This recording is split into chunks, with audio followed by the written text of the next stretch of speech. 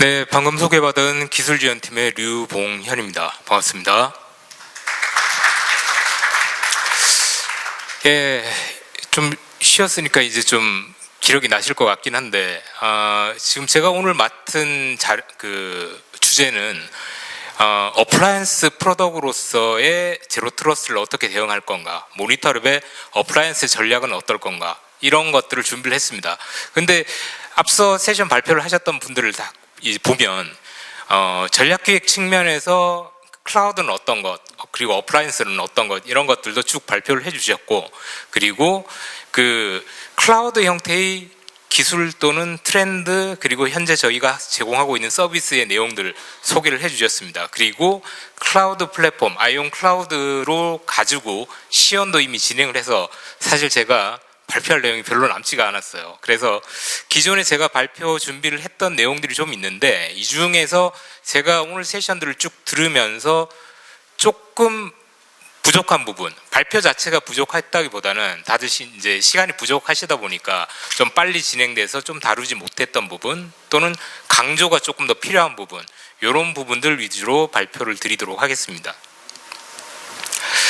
예, 제가 준비한 첫 번째 내용은 제로 트러스트의 필연적 도래. 오늘 하루 종일 계속 말씀을 들으셨죠. 근데 이제 빠르게 그리고 많은 내용들을 다루다 보니까, 그러면 제로 트러스트라는 어떤 프레임워크 또는 컨셉, 개념, 이런 것들을 대응할 때 실무적으로 결국 어디에 포인트를 봐야 되는가, 이 부분만 사실 좀 집중해서 말씀드리도록 하겠습니다. 그리고 그 모니터랩에서 제공하고 있는 두 가지 어플라이언스 제품, 애플리케이션 인사이트 GTNA와 애플리케이션 인사이트 SWG with RBI, 이 두 가지 어플라이언스 제품에 대해서 말씀드릴 겁니다. 그런데 이 어플라이언스 두 가지 제품은 굳이 어플라이언스가 아니더라도 아이온 클라우드에서 소개를 하면서 실제로 상당히 많은 부분들을 이미 다뤄서 설명을 드렸습니다. 그래서 이 부분도 마찬가지로 이제 쭉 내용은 나열하면서 설명드리긴 했지만, 뭔가 조금 아쉬운 부분, 부족한 부분, 이런 부분들을 좀 추가로 보완해서 말씀드리도록 하겠습니다.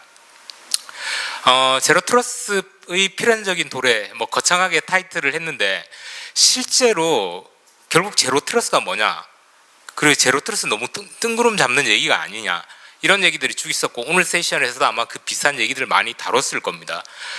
여기 네트워크 내부와 외부를 구별하지 않고, 이게 흔히 요즘에 많이 쓰는 용어로 경계선 보안, 전통적인 경계선 보안에는 내부 외부만 식별하고 여기에 대해서 정책을 적용했다, 이런 표현들을 많이 하는데, 핵심은 뭐냐 하면, 우리가 제로 트러스트 개념에서 결국 보고자 하는 거는 누가 어디로 가는 것들을 어떤 식으로 통제할 것인가가 결국은 핵심입니다. 다만 이전에는 그냥 그걸 심플하게 예를 들면 IP로 허용을 했다라든지, 또는 단순히 인증 한 번으로 허용을 했다라고 한다면 지속적으로 맞는지 검증하자라는 얘기가 있고, 그리고 지속적으로 안전한 상태인지 뭔가 검증하고 확인하라는 얘기가 있습니다. 그리고 쉽게 허용하지 말고 허용할 대상들을 세분화해서 정말 필요한 최소의 권한을 주라는 것, 그 내용들이 여기 담고 있는데, 핵심적인 결국은 이거예요. 누군가 대상을 식별할 때 좀 더 정확하게 인증하라는 것, 그리고 인증한 이후에 권한에 대한 제어는 보다 세부적으로 세세하게 하라는 것, 그리고 좀 전에 시연할 때 구체적으로 사실 보셨다시피 이미 인증이 정상적으로 되고 접속이 제한된 형태로 허용이 됐다고 하더라도 지속적으로 이 인증받은 상태가 계속 유지되고 있는지, 정상적으로 디바이스 포스라는 용어를 많이 사용하고 있는데, 그 디바이스 접속하는 대상의 어떤 상태가 여전히 권한을 줘도 문제 없을 정도로 어떤 정책을 따르고 있는지를 계속 살펴봐라. 실제로 제로 트러스트는 되게 포괄적이고 추상적인 개념이긴 하지만, 저희가 실무적으로 또는 뭔가를 기획할 때 핵심적인 사안은 이겁니다. 물론 저는 오늘 GTNA 솔루션과 SWG with RBI 이 두 가지 솔루션을 주로 말씀드리긴 하겠지만, 제로 트러스트 저희가 접근하고 좀 식별하고 구체화할 수 있는 핵심은 이겁니다. 식별을 명확하게 그리고 지속적으로 그리고 제한된 권한만 주도록. 사실 현재 저희가 그 제로 트러스를 좀 구체적으로 뭔가 확인하고 대응하기 위한 그 주요 대상은 이게 가장 핵심적인 거라고 볼 수가 있겠습니다. 앞서 많이 보셨던 내용이긴 하죠. 어쨌든 핵심은 이 식별을 정확하게 하라는 개념이 나온 것들이 과거에는 사실 원격지 사무실 또는 이제 내부 사무실, 어떤 IP가 보통 특정돼 있는 특정된 제한 공간이 일반적인 접속 권한의 한계였고, 그리고 그것들만 제어를 해주면 됐었는데, 뭐 아시다시피 결국 코로나가 가장 큰 영향을 줬겠지만 원격에서 근무하는 경우 또는 재택 근무하는 경우, 그리고 디바이스도 여러 가지가 있죠. PC, 노트북, 이제 스마트폰 또는 뭐 태블릿 여러 가지가 있는데, 이런 것들을 상황에 따라서 좀 제어할 필요성들이 좀 더 구체적으로 있다는 겁니다. 그래서 이런 것들이 막 늘어나다 보니까 과거처럼 쉽게 허용해 주지 못하고 어떤 조건에 따라서 제약을 가하자라는 게 뭐 기본적인 이 트렌드의 변화라고 볼 수 있죠. 네, 말씀드렸던 내용이 사실 그대로 나와 있고 앞서 세션에서 많이 보셨던 내용일 텐데, 결국 핵심은 말씀드렸던 것처럼 다양한 경로를 통해서 접근하는 포인트들이 생기고, 이런 것들을 현재는, 과거에는 이런 형태는 접근이 안 돼, 이런 형태로 통제를 했다면 다양한 형태로 실제로 서비스를 이용을 해야 되기도 하고 접근을 해야 되기도 하고, 이런 것들이 있기 때문에 이런 다양한 디바이스에 따라서 또는 다양한 환경에 따라서 허용을 해줘야 될 경우들이 존재를 하고, 자꾸 그러다 보면 결국은 위험성이 커지는 환경, 뭐 이런 것들이 있다 보니까 결국 이런 스텝을 받아서 결국은 GTNA가 필요하다, 이런 얘기를 하려고 지금 빌드업을 하고 있는 거죠. 네, 이 앞서도 기존 VPN과의 방식의 좀 차이점, 한계 뭐 이런 것들을 주로 말씀드렸는데, 제가 단적으로 다른 분들하고 이제 좀 다른 의견을 드리자면, VPN도 무조건 안 되는 건 사실 아니에요. VPN에서도 세분화된 어떤 보안 정책들이 존재하고, 그리고 뭐 경우에 따라서는 이걸 VPN이지만 제로 트러스트 기반의 VPN이라고 하면서 제로 트러스트에 대한 기술들을 접목을 하면 VPN이라는 단어가 주는 것 때문에 애초에 기능이 지원이 안 된다라는 거는 사실은 좀 과장일 수도 있습니다.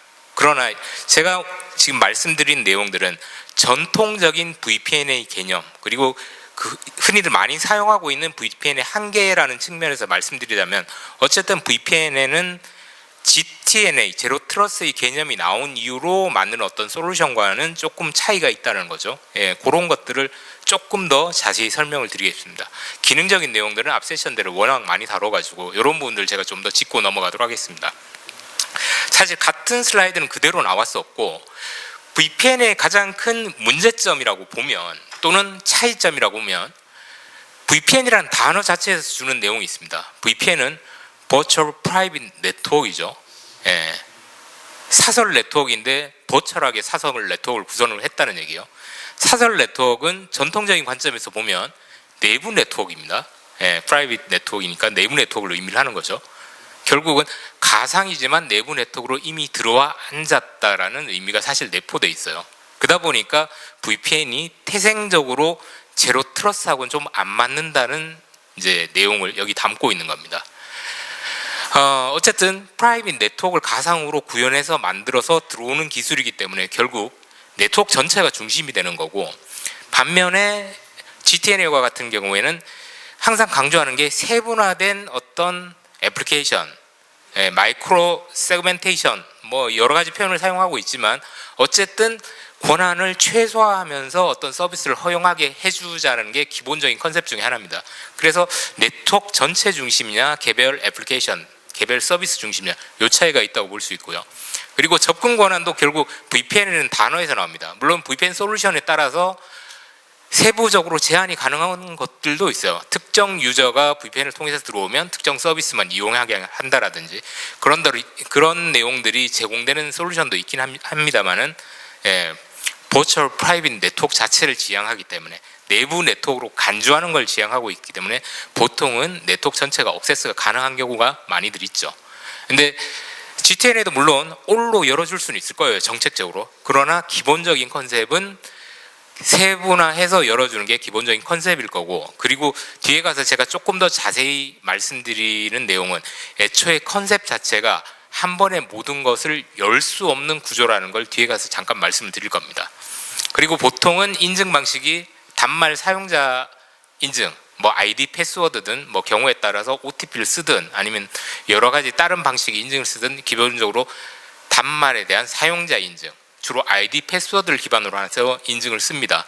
물론 이 부분에도 그 멀티팩터 인증을 제공을 하는 경우들도 제법 있습니다만은, 그리고 대부분 현재는 지원을 할 거예요. 현재 플레이를 하고 있는 업체 같은 경우에는. 다만 이제 인증이 단순히 인증에 그치는 것이 아니라 디바이스 포스처까지 기본적으로 염두에 두고 한다는 게 GTN가 조금 차별되는 점이라고 할 수 있겠죠. 공백 표명과 관련해서는 애초에 접근 권한에 서 한정하는 범위 자체가 다르다 보니까 이런 차이가 있을 수 있고요. 그리고 세분화된 접근 제어, 물론 제품에 따라서 좀 더 세분하게 적용할 수 있는 제품들은 존재를 할 겁니다. 그러나 기본적인 컨셉상 세분화된 접근자가 좀 어렵다, 또는 보통 그렇게는 안 쓴다. 그리고 GTN 같은 경우에는 세분화된 접근을 기본 전제로 두고 있다. 뭐 이런 차이가 있습니다. 다음은 오늘 사실 그 세미나의 대주제하고 좀 관련돼 있는 부분인데요.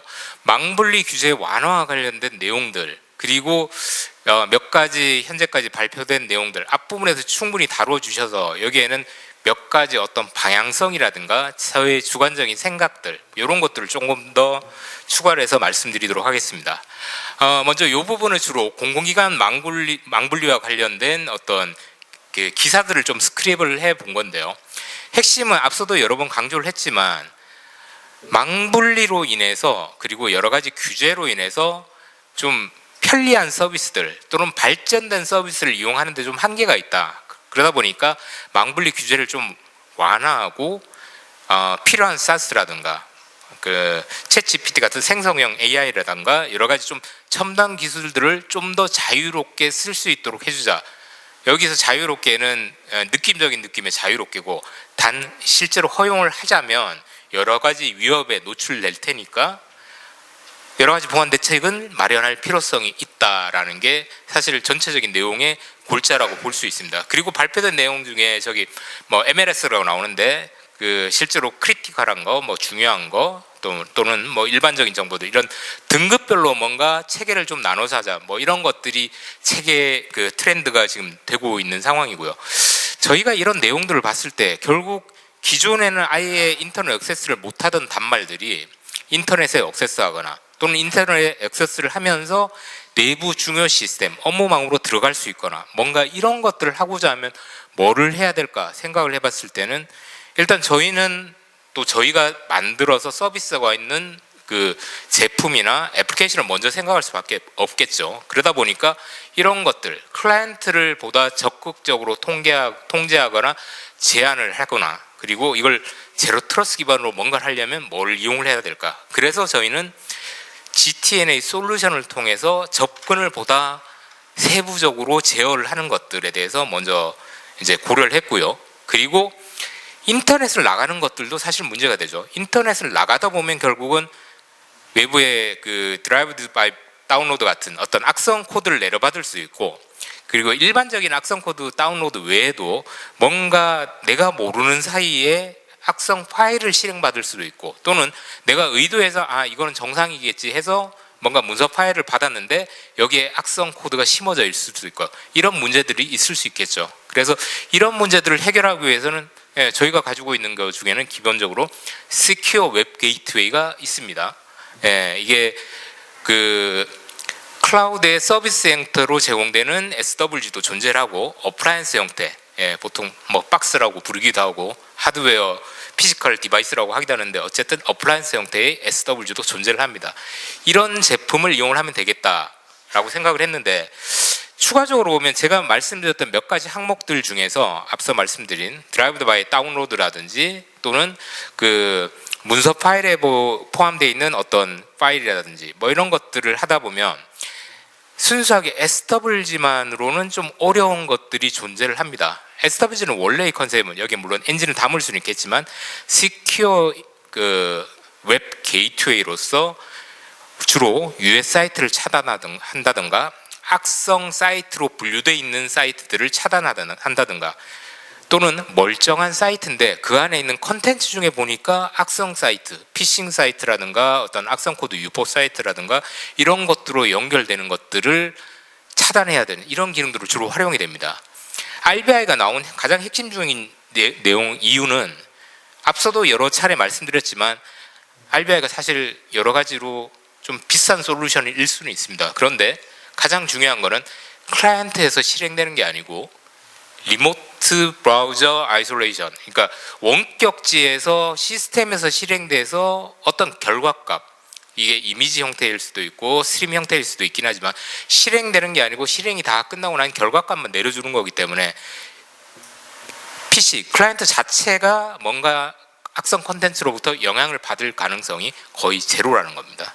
예, 그러다 보니까 저희가 가지고 있는 여러 가지 서비스들 중에서 망불리를 대응하기 위해서는 GTNA와 RBI가 같이 포함되어 있는 SWG가 가장 핵심적인 솔루션이라고 생각하고 이제 제안 드릴 수 있는 거죠. 예, 망불리의 어떤 트렌드 얘기하다가 시간을 사실 너무 많이 쓰긴 했었는데요.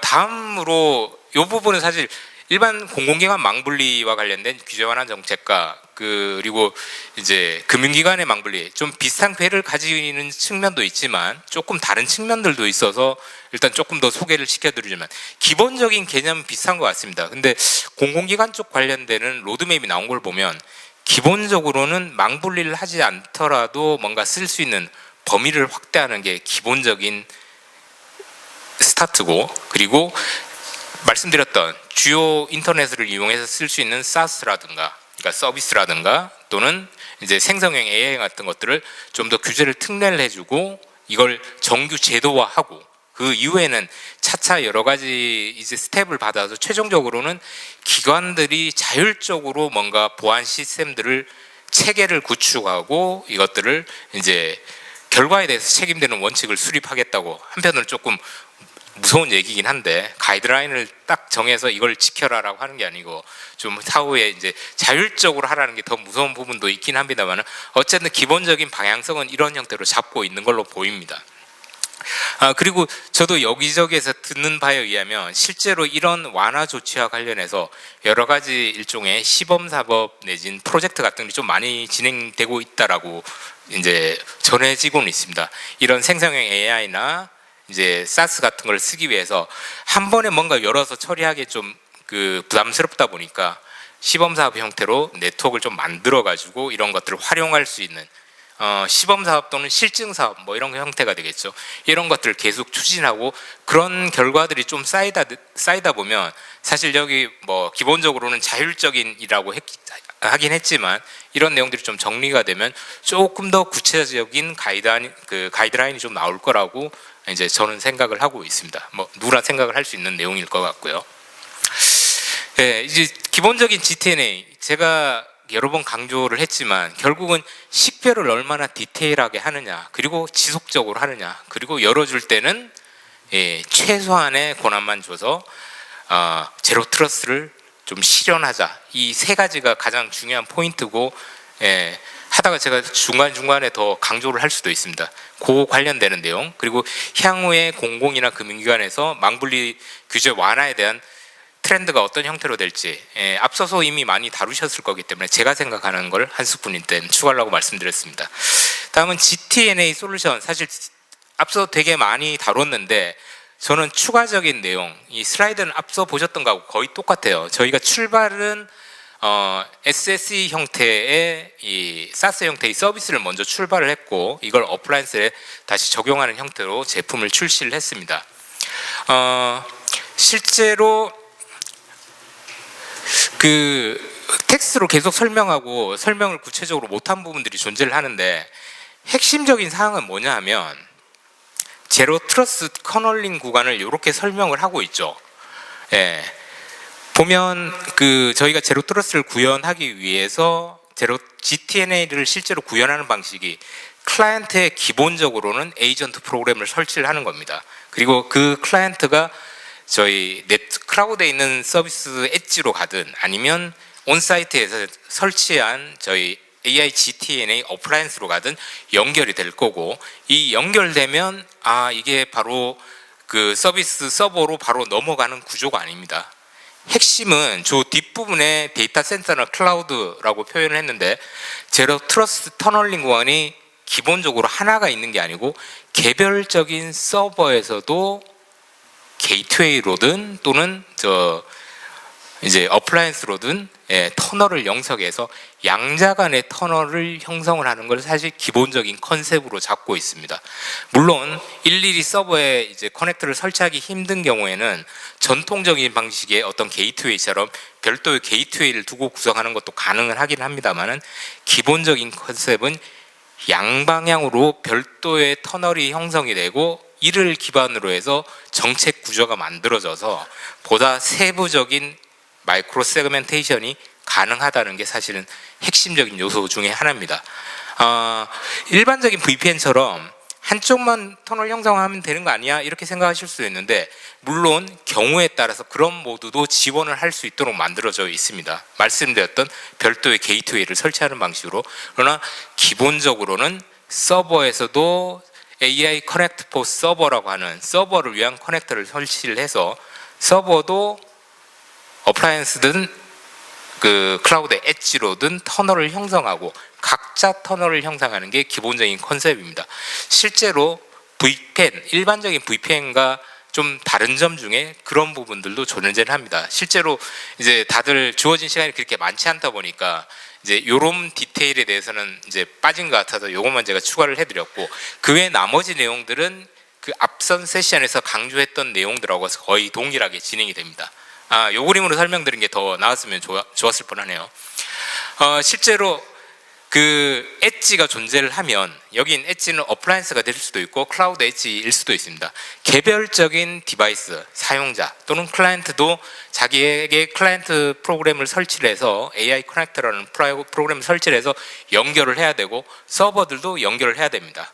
좀 전에 그게 좀 어려운 경우도 있다라고 제가 말씀드렸죠. 그럴 경우에는 전통적인 방식하고 조금 유사하게 특정 클라우드 팜 안에, 클라우드에 있는 프라이빗 네트워크 안에 게이트웨이 솔루션을 버추얼 머신 형태든, 실제로 일반적인 클라우드면 하드웨어를 넣지는 못하겠네요. 버추얼 머신 형태로 게이트웨이를 넣어서 게이트웨이 간과 이 서버들 간의 통신은 그 터널이 아닌 상태로 연결을 하고, 게이트웨이와 어플라이언스 간에는 터널을 연결해서 실제로 노출되는 표면 자체를 완전히 없애버리는 걸 기본적인 이 적용 방식으로 구현을 하고 있습니다.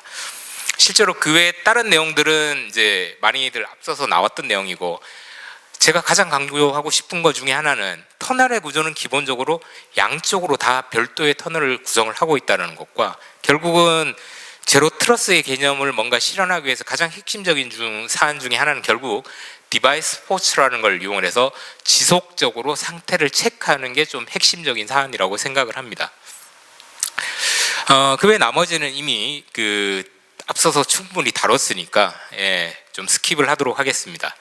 이 부분도 뭐 인증과 관련된 내용, 그리고 디바이스를 이용해서 풀 터널을 형성한다는 내용이 되겠고요. 그 다음에 추가적으로 애플리케이션 런처를 이용한 내용, 이 부분은 설명이 조금은 안 됐던 것 같은데, 실제로 커넥터가 없는데 내부 업무를 봐야 되는 경우가 있을 수 있죠. 그리고 상대적으로 내부에 있는 시스템이기는 하지만 외부로 또는 HTTPS로 안전하게만 접속할 수 있다면 허용될 만한 서비스도 있을 테고, 그런 것들에 대해서는 별도의 클라이언트 설치 없이 클라이언트에서 웹 브라우저를 통해서 자기가 접근 가능한 몇 가지 주요 서비스만 노출돼서, 비슷한 화면이 아마 이전 세션에 잠깐 나왔을 겁니다. 그래서 그 커넥터, 에이전트를 설치할 수 없는 환경에서도 제한적인 서비스는 제공할 수 있다는 걸 제공을 합니다. 물론 아까 세션에 설명이 되긴 했었는데, 그 경우에도 실제 그 서버에 대한 구체적인 정보는 노출하지 않습니다. 터널 내에 알 수 없는 존재, 그러니까 알 수 없는 형태의 그 접속하는 페이지로만 접속이 되는 거지 실제 일반적인 서비스 형태로 바로 노출되는 게 아니고 실제 서비스 애플리케이션들은 완전히 숨기는 형태로 제공을 할 수가 있습니다. 예, 뭐 이 부분도 디바이스 포스처 체크 제가 지속적으로 말씀드렸고 이전 세션에도 충분히 다뤘던 내용이고요. 예, 뭐 인증과 관련되는 내용도 앞서 많이 다뤘으니까 일단 넘어가도록 하겠습니다. 네, 뭐 그 유저 투 애플리케이션 세그멘테이션 또는 마이크로 세그멘테이션도 말씀드렸다시피 그러니까 제로 트러스트 구현의 가장 핵심적인 사안 중에 하나죠. 이것도. 다음은 SW with RBI에 대해서 잠깐 말씀을 드리도록 하겠습니다. 비슷한 내용들을 앞선 세션에서 보셨어요. SW의 컨셉 자체, RBI 컨셉 자체가 완전히 새로운 건 아닌데 제가 좀 더 강조하고 싶은 거는 저희가 흔히 이 업계에서 많이 쓰는 용어로 SW와 RBI를 동시에 적용하면 어떤 것들이 좋을까? 예, 실제로 앞서서 여러 가지가 있는데 RBI는 이미 설명들이 좀 나왔고 시연도 보셔서 아실 수 있을 거예요. 리모트 브라우저를 통해서 나는 실제로 내가 직접 접속하는 게 아니고 중간에 중계를 해주는 RBI 서비스 솔루션을 통해서 접속하고 결과만 내려받는 게 핵심인데 SW하고 연계됐을 때의 핵심 사항은 RBI가 앞서도 제가 잠깐 말씀드렸다시피 단위 솔루션 대비 비용이 보통 좀 비싼 편입니다. 왜냐하면 마치 가상 서버 또는 가상 클라이언트가 하나 존재해서 나를 완전하게 대신해서 웹 서비스를 수행하고 그것들을 다 처리한 다음에 이렇게 내려주는 역할들을 하는 거라서 어쨌든 CPU 자원들을 좀 많이 쓰게 되는데 SW와 같이 쓰게 되면 SW에서 원천적으로 막아야 될 악성 사이트에 대해서는 RBI에서 돌릴 필요가 없죠. 그러니까 SW를 통과를 해서 RBI를 통해서 한 번 더 골라야 될 것들을 주로 보면 되니까. 반대로 SW에서 원천적으로 차단하는 것들은 당연히 RBI를 거칠 필요가 없으니까 리소스를 적게 쓸 수 있겠죠. 사실 SW와 RBI를 이용을 해서 썼을 때 가장 좀 편리하고 확실한 점은 그런 부분들이라고 할 수 있습니다. 그리고 시연할 때는 이제 GTNA, SWG, RBI 다 한꺼번에 쓰는 것도 보여드렸는데 실제로 어플라이언스에는 현재 그렇게 적용하지는 않습니다. 예, 하나의 플랫폼에서 제공되는 게 아니고 SW와 GTNA 별도 솔루션이 존재를 하기 때문에 SWG는 현재 RBI와 연동해서 쓰고 있습니다. 앞선 세션에서 조금 다루지 못했던 내용을 추가적으로 조금 설명드리면 RBI에 대해서는 이제 이미 많이 다뤘는데 무예화하는 방식이 크게는 두 가지가 있습니다. 주로 무예화를 하는 방식은 이미 알고 계신 분도 있겠지만 예를 들면 권한이 허용된 exe 파일을 무예화하지는 못할 겁니다. 애초에 대상도 아니고 무예화를 하는 대상은 보통 문서 파일들이에요. 주로 문서 파일들에 심어져 있는 악성 코드들, 실제로 exe 파일을 바이러스 파일 또는 피싱을 위한 파일로 이렇게 전달하지는 않겠죠. 적당한 제목의 적당한 데이터 형태로 메일이든 웹을 통해서 어떤 문서 파일을 다운로드 받았는데 다운로드를 실행했을 때 보통은 뭔가 악성 행위가 나타나는 경우가 일반적입니다. 그러다 보니까 이 모야 솔루션들의 주요 컨셉들은 일반적인 실행 파일들을 대상으로 하는 건 아니고 대부분 문서 파일들을 가지고 대상으로 합니다. 그래서 실제로 두 가지 방식이라고 제가 말씀드렸는데 애초에 이 데이터 자체를 그냥 읽기 전용의 PDF로 변환해서 처리해주는 방식이 한 가지가 있고요. 이건 원천적으로 사실 무예가 가능하긴 하죠. 근데 나도 편집을 해야 되는데 원천적으로 무예화되면 곤란하다. 뭐 이런 경우가 있을 수 있으니까 그때 적용하는 보통 무예화 CDR은 보통 문서 파일에 있는 보통 P 파일이라고 하는데 그런 파일에 숨겨져 있는 실제로 숨겨져 있지는 않습니다. 실행 가능한 영역에 뭔가 코드들이 존재하면 앞서서 그런 표현들이 나와요. 이 실행 가능한 코드가 악성인지 아닌지는 가리지 않는다고. 보통 무예화 솔루션들은 강제적으로 그런 영역들이 있으면 그 부분만 제거를 하고 강제로 뭔가 자동으로 실행되는 것들만 다 덜어내고 파일을 다시 만들어서 보내주는 게 보통 CDR 무예화에서 이제 적용하는 컨셉입니다. 뭐 여기 계신 분들 대부분 알고 계시겠지만 요 차이에 대해서는 앞 세션에 좀 구체적인 설명들이 없어가지고 제가 추가적으로 말씀을 드렸습니다. 그리고 뭐 추가적으로 하나만 더 말씀드리자면 알비아의 컨셉 이미 다 다루긴 했지만 어쨌든 SW와 같이 쓸 수 있고 있기 때문에 RBI로 무조건 모든 트래픽을 태우지 않고도 서비스가 가능하다는 점이 좀 특별한 점이라고 할 수가 있고요. 그 외에 파일을 업로드하거나 다운로드하는 것들을 제한을 할 수가 있고, 그리고 앞서 보셨던 것처럼 클립보드로 카피를 한다거나 또는 이제 프린트하는 것들, 이런 것들을 추가적으로 제한할 수 있는 기능들을 제공을 하고 있습니다. 제가 주어진 시간은 거의 다 썼고, 실제로 제품의 소개가 원래 저한테 주어졌던 시간인데 앞서서 워낙 많은 내용들을 좀 빠르게 진행하셨던 것 같아서 다루지 않았던 내용들을 다루는 이제 주로 포인트를 삼아서 말씀드려봤습니다. 일단 짧은 시간이지만 제 발표가 좀 도움이 되셨기를 바랍니다. 발표 마치도록 하겠습니다. 감사합니다.